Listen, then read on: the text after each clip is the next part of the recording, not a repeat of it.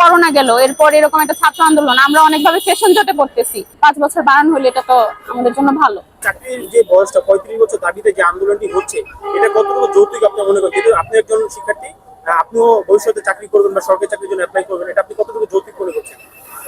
আহ আমার মতে এটা যৌক্তিক, কারণ এরকম হইতেই পারে যে অনেকে আসলে 30 বছর হয়ে যাইতেছে, বা যেমন ধরেন করোনা গেল, এরপর এরকম একটা ছাত্র আন্দোলন, আমরা অনেকভাবে সেশন জটে পড়তেছি। তো যদি এরকম হয় যে 30 বছর হয়ে গেল কোনোভাবে একজনের, তার মানে তো তার কেরিয়ারটা এখানে শেষ হয়ে যাচ্ছে, এটা তো আসলে আমাদের কাম্য না। তো এর জন্য 5 বছর বাড়ানো হলে এটা তো আমাদের জন্য ভালো। তো অনেকেই বলছে যে যে 35 বছর যে দাবিটা, এটা অযৌক্তিক। কারণ করোনার ভিতরে যে 2টা বছর গ্যাপ ছিল, হয়তো সর্বোচ্চ 31-32 দাবি করতে পারে। সেইখানে আন্দোলনের নিচে এটা একটু পাই।